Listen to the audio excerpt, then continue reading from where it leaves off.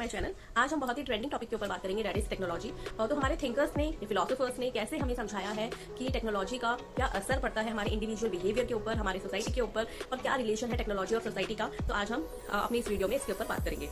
पहला जो है हमने कार्ल मार्क्स के बारे में देखेंगे। तो कार्ल मार्क्स कहते हैं कि क्लास कॉन्फ्लिक्ट बढ़ता है बाय द टेक्नोलॉजी, क्योंकि कैपिटलिस्ट ओन करते हैं टेक्नोलॉजी को और वर्कर्स उसके द्वारा एक्सप्लॉइट होते हैं। और ऑटोमेशन इंडस्ट्री के अंदर बढ़ने से, ऑटोमेशन इंडस्ट्री बढ़ने से एलिनेशन की भावना आने लगती है वर्कर के अंदर। I hope it is clear to you about the Karl Marx. जो दूसरे हमारे थिंकर रहेंगे वो रहेंगे मार्क्स वेबर। ये कहते हैं कि ये लिंक करते हैं टेक्नोलॉजी को टू द रैशनलाइजेशन। इनका मानना था कि टेक्नोलॉजी आने से जो है वो इफिशियंसी हमारी बढ़ जाती है, ज्यादा अच्छे से चीजें ऑर्गेनाइज हो पाती है। तो ये टेक्नोलॉजी को इन दी गुड टर्म्स देखते थे, ठीक है। लेकिन उन्होंने वहीं पर जो है अपना सेकंड ओपिनियन दिया था। उन्होंने बोला था आयरन केज ऑफ ब्यूरोक्रेसी की उन्होंने बात करी थी। ये पढ़ा होगा आप सभी ने, और मुझे बताना कि ब्यूरोक्रेसी का कॉन्सेप्ट किसने दिया था हमें, ठीक है। तो इन्होंने आयरन केज ऑफ ब्यूरोक्रेसी की बात करी थी, और आयरन केज ऑफ ब्यूरोक्रेसी में इन्होंने बोला था कि यहाँ पर जो है ह्यूमन फंस जाता है, कंट्रोल हो जाता है, और कंट्रोल हो जाता है by the machine and system से, ठीक है। मतलब ज्यादा के बाद में कुछ अपना रहता नहीं है, ठीक है। Not my point. तीसरे जो हमारे थिंकर रहेंगे वो रहेंगे मार्शल मैकलूहन। इन्होंने जो है एक बहुत ही अच्छी टर्म कॉइन करी थी, एक कोट एक्चुअली इन्होंने कॉइन करा था, that is the medium is the message.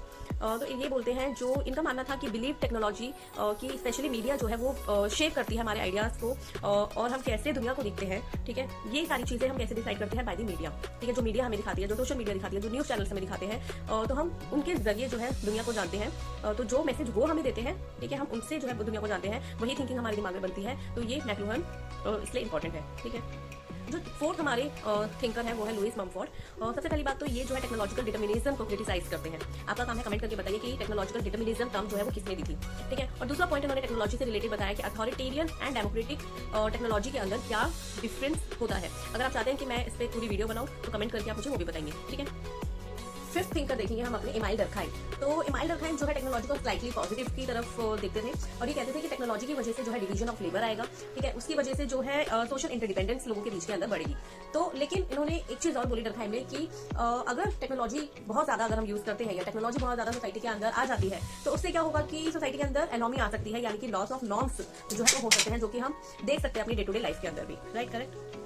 जो सिक्स्थ हमारे सोशियोलॉजिकल थिंकर है उनका नाम है एल्विन टॉफलर, और इन्होंने एक बुक लिखी थी फ्यूचर शॉक करके, ठीक है। याद कर लेना, future shock is written by Alvin Toffler. तो ये क्या कहते हैं अपनी बुक के अंदर कि जो टेक्नोलॉजिकल चेंजेस है, ठीक है, बहुत ज्यादा रैपिड टेक्नोलॉजिकल चेंजेस अगर सोसाइटी के अंदर आते हैं, फॉर एग्जाम्पल आईफोन, ठीक है, सबसे बड़ा एग्जाम्पल, सबसे अच्छा एग्जाम्पल। हर सीजन मुझे लगता है कि हर 6 महीने या 3 महीने में एक नया आईफोन जो है लॉन्च हो जाता है, और पुराने वाला हमें लगता है किसी काम का ही नहीं है। या जो लोग बहुत ज्यादा शौकीन है, अपना स्टेटस दिखाते हैं वो लोग, मतलब आईफोन एक ब्रांड बन चुका है, एक शो ऑफ करने की चीज बन चुकी है, जिससे अब लोगों को क्या हो रहा है, स्ट्रेस भी होता है ना। पैसा इतना है नहीं, लोग कर्जा लेके ईएमआई पे पता नहीं कैसे कैसे करके आईफोन खरीद रहे हैं, ठीक है। तो ये एक तरीके का जो है इन्होंने बात करी थी अपनी बुक के अंदर, फ्यूचर शॉक के अंदर, ठीक है।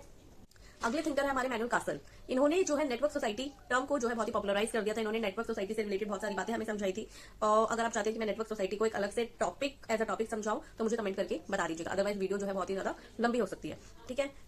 अगले थिंकर है हमारे ब्रूनो लैटियोर, और ये कहते हैं कि जो दोनों ह्यूमन एंड टेक्नोलॉजी है, ये दोनों ही एज ए एजेंट काम करते हैं और शेप करते हैं सोसाइटी को। और इन्होंने अपनी एक थ्योरी प्रपोज करी थी जिसका नाम था एंट थ्योरी, ANT। इसकी फुल फॉर्म है एक्टर नेटवर्क थ्योरी, ठीक है। And thank you so much यहाँ तक मुझे सुनने के लिए, इतना सपोर्ट करने के लिए, thank you so much, bye.